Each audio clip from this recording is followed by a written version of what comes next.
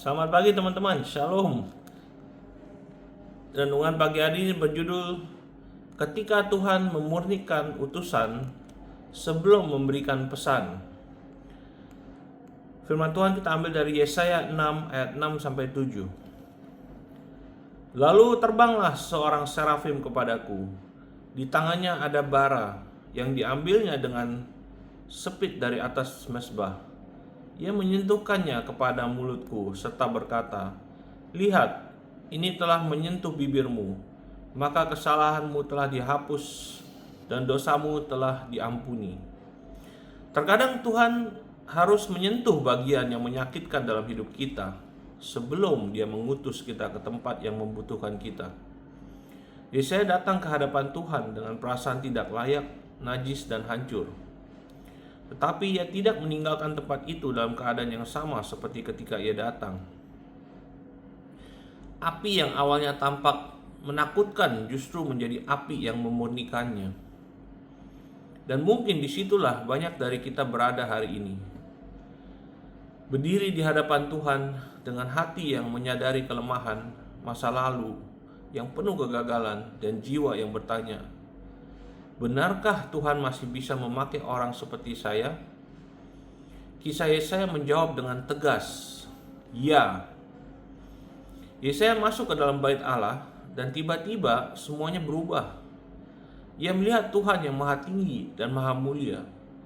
Dan kekudusan Tuhan menyingkapkan sesuatu yang selama ini tidak dapat lagi Yesaya sembunyikan dari dirinya sendiri. Responsnya bukan kesombongan, melainkan kehancuran hati. Celakalah aku binasa, sebab aku ini seorang yang najis bibir.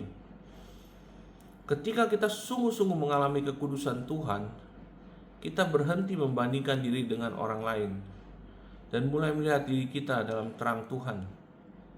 Kehadirannya tidak memuji ego manusia, kehadirannya menyingkapkannya. Tetapi perhatikan apa yang Tuhan lakukan selanjutnya. Dia tidak meninggalkan Yesaya dalam kehancurannya. Surga merespons pengakuannya. Seorang seraf mengambil bara api dari mezbah dan membawanya tepat kepada tempat yang Yesaya akui sebagai najis. Tempat yang menjadi sumber rasa malunya justru menjadi tempat pemurniannya. Tuhan tidak sekedar berkata kepadanya, "Berusahalah menjadi lebih baik." Tuhan menyentuhnya. Ada pelajaran yang sangat dalam di sini. Tuhan tidak menyingkapkan kelemahan kita untuk menghancurkan kita. Dia menyingkapkan apa yang ingin Dia sembuhkan. Keyakinan dari Tuhan bukanlah penghukuman dari musuh. Penghukuman berkata, "Kamu tidak punya harapan." Tetapi teguran Roh Tuhan berkata, "Kamu membutuhkan kasih karunia." Yang satu menjatuhkan kita dari Tuhan, yang lain menarik kita semakin dekat kepadanya. Yesaya berkata, "Aku najis." Tetapi Tuhan seakan menjawab, "Kamu tidak akan tetap najis." Bara itu berasal dari mezbah dan itu penting. Yesaya tidak dimurnikan oleh usaha manusia, niat baik, pencapaian keagamaan, atau penerimaan orang lain. Pemurniannya berasal dari mezbah. Demikian juga pemurnian terdalam dalam hidup kita tidak berasal dari berpura-pura menjadi orang benar, tetapi dari kasih karunia Tuhan dan pengorbanan yang telah Dia sediakan. Ibrani 12 ayat 29 mengatakan, "Sebab Allah kita adalah api yang menghanguskan." Api Tuhan bukan sekedar sesuatu yang kita kagumi dari kejauhan. Api Tuhan adalah api yang mengubahkan. Mungkin selama ini kamu meminta Tuhan mengubah keadaanmu, sementara Tuhan sedang berusaha mengubah dirimu. Kamu berdoa agar badai berhenti, tetapi Tuhan sedang menguatkanmu di tengah badai. Kamu berdoa agar pintu terbuka, tetapi Tuhan sedang mempersiapkan karaktermu sebelum kamu melewati pintu itu. Kamu meminta sebuah tugas atau panggilan, tetapi Tuhan terlebih dahulu sedang mempersiapkan wadahnya. Terkadang mukjizat terbesar bukanlah apa yang Tuhan ubah di sekeliling kita, melainkan apa yang Dia ubah di dalam diri kita. Bibir Yesaya adalah bagian yang ia sendiri identifikasi sebagai najis. Dan Tuhan menyentuh luka itu, bukan tempat yang nyaman. Begitulah transformasi ilahi sering terjadi. Tuhan menaruh jarinya pada hal yang sebenarnya ingin kita hindari. Sikap kita, kebiasaan kita, kepahitan, kesombongan, kompromi yang tersembunyi, ketidakmauan mengampuni, atau ketakutan. Lalu dia berkata, biarkan aku menangani ini. Sentuhan itu mungkin terasa menyakitkan, tetapi tujuannya penuh belas kasihan. Terkadang Tuhan menyentuh sesuatu yang ingin kita sembunyikan karena dia ingin menyembuhkan sesuatu yang tidak mampu kita pertahankan selamanya. Ada sesuatu yang indah dalam urutan kisah Yesaya ini. Pertama, pewahyuan. Kemudian, pertobatan. Lalu, pemurnian. Setelah itu, panggilan. Yesaya melihat Tuhan, kemudian ia melihat dirinya sendiri. Ia mengakui kondisinya. Ia menerima pemurnian. Barulah ia mendengar pertanyaan. Siapakah yang akan kuutus? Dan siapakah yang mau pergi untuk aku? Tuhan tidak sedang mencari manusia yang sempurna.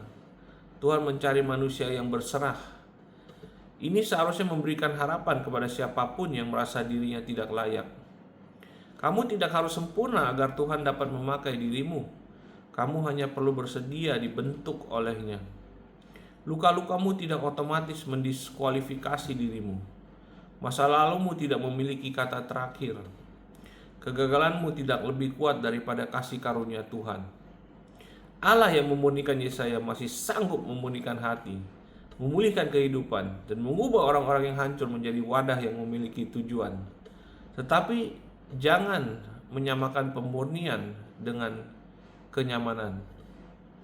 Api yang memurnikan juga mempersiapkan. Setelah Yesaya disentuh, Tuhan bertanya, siapa yang bersedia pergi? Dan Yesaya menjawab dengan salah satu pernyataan paling kuat dalam kitab suci. Yesaya 6 ayat 8. Ini aku, utuslah aku. Ia tidak meminta tugas itu menjadi lebih mudah. Ia tidak menegosiasikan harganya. Ia hanya menyatakan kesediaannya. Ada saat-saat ketika iman bukan berkata, Tuhan, tunjukkan semuanya terlebih dahulu. Iman berkata, Tuhan, jika Engkau mengutus aku bersedia pergi. Disinilah banyak orang kehilangan panggilannya. Mereka menginginkan suara Tuhan tanpa api Tuhan. Mereka menginginkan panggung tanpa persiapan. Mereka menginginkan pengaruh tanpa penyerahan. Mereka menginginkan janji tanpa proses. Tetapi Tuhan mempersiapkan seseorang secara pribadi sebelum memakainya secara terbuka. Mesbah datang sebelum tugas. Pemurnian datang sebelum pengutusan. Tempat tersembunyi datang sebelum pelayanan di depan umum. Sebelum Tuhan menaruh pesan di mulutmu, seringkali dia terlebih dahulu menaruh api di dalam hatimu. Paulus memberikan gambaran lain tentang penyerahan ini di Roma 12 ayat 1. Karena itu saudara-saudara, demi kemurahan Allah aku menasihatkan kamu, supaya kamu mempersembahkan tubuhmu sebagai persembahan yang hidup, yang kudus dan yang berkenan kepada Allah. Itu adalah ibadahmu yang sejati. Kehidupan Kristen bukan hanya tentang menerima sesuatu dari Tuhan. Kehidupan Kristen juga tentang menjadi tersedia bagi Tuhan. Kita menaruh hidup kita di atas mezbah dan berkata, ambillah apa yang Engkau kehendaki, ubahlah apa yang harus Engkau ubah, utuslah aku kemanapun Engkau kehendaki. Jadi jika saat ini kamu sedang berada dalam musim ketika Tuhan menyingkapkan hal-hal yang sebenarnya ingin kamu sembunyikan, jangan lari dari hadiratnya. Biarkan dia menyentuhmu. Biarkan dia memurnikan bibirmu. Biarkan dia membersihkan motivasimu. Biarkan dia membakar hal-hal yang tidak dapat kamu bawa ke musim berikutnya. Api itu mungkin terasa tidak nyaman, tetapi jangan salah mengartikan ketidaknyamanan sebagai tanda bahwa Tuhan meninggalkanmu. Terkadang justru panas yang sedang kamu minta Tuhan singkirkan adalah panas yang sedang Dia gunakan untuk mempersiapkanmu. Dan ketika proses pemurnian itu selesai, dengarkan baik-baik pertanyaannya. Siapakah yang akan kuutus?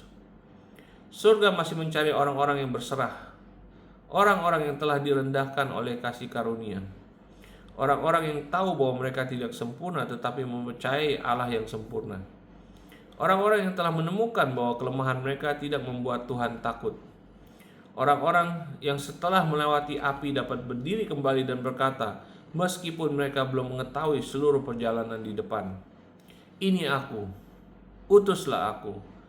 Mungkin pesan terbesar dari Yesaya 6 bukan sekedar bahwa Tuhan dapat mengampunimu. Pesannya adalah bahwa Tuhan dapat mengambil tempat di mana kamu merasa paling tidak layak dan mengubahnya menjadi tempat dari mana tujuan hidupmu dimulai.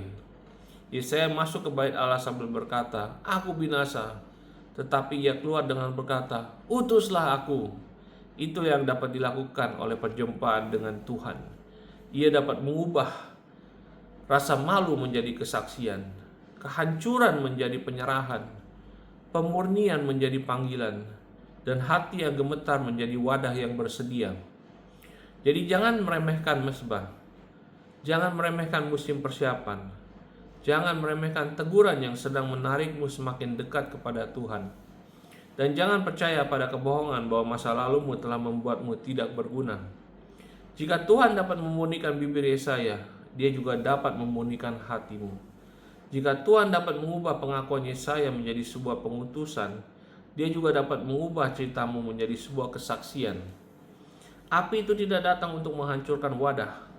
Api itu sedang mempersiapkan wadah untuk tugas yang akan dipercayakan kepadanya.